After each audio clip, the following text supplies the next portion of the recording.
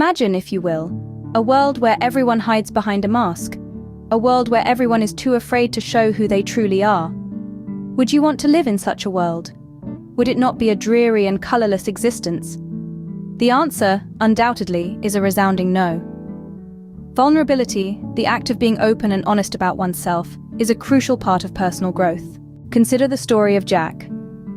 Jack was a successful business executive who had everything he could ever want: a high-paying job, a beautiful home, and a loving family. However, he felt an emptiness inside him, a void that he could not fill no matter how hard he tried. He decided to seek professional help, and, in his therapy sessions, he realized that he had been hiding his true self behind a facade of success. He had been too afraid to show his vulnerabilities, to admit that he was not perfect. But once he started embracing his vulnerabilities, he found a new sense of fulfillment and happiness. He realized that it is okay to not be perfect, to have flaws and imperfections. It made him more human, more relatable, and ultimately more content with his life. Then there's the tale of Emily, a young woman who was always the life of the party. She was popular and well-liked, but inside, she was lonely and unhappy.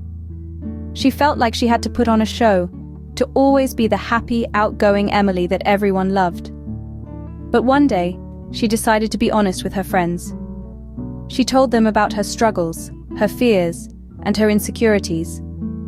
Instead of rejecting her, her friends embraced her vulnerabilities. They appreciated her honesty and courage, and it brought them closer together. Emily found that by being vulnerable, she was able to form deeper, more meaningful relationships with those around her. Vulnerability can be scary. Being emotionally vulnerable involves the process of acknowledging your emotions, especially those that are uncomfortable or painful.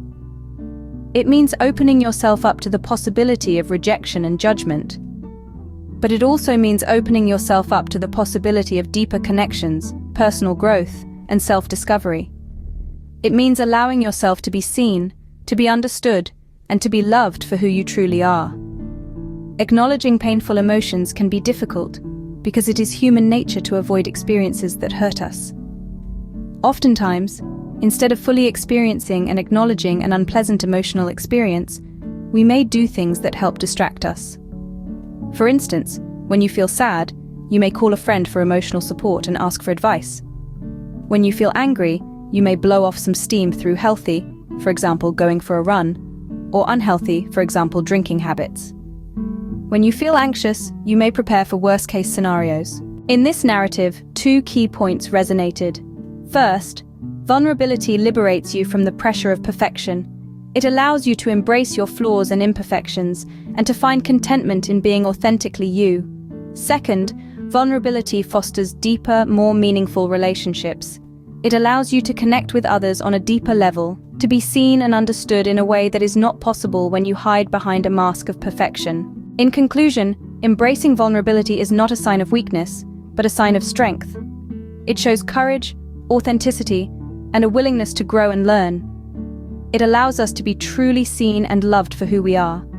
So, dare to be vulnerable, dare to be you. Because the world needs more people who are brave enough to show their true selves. Remember, it is okay to be vulnerable.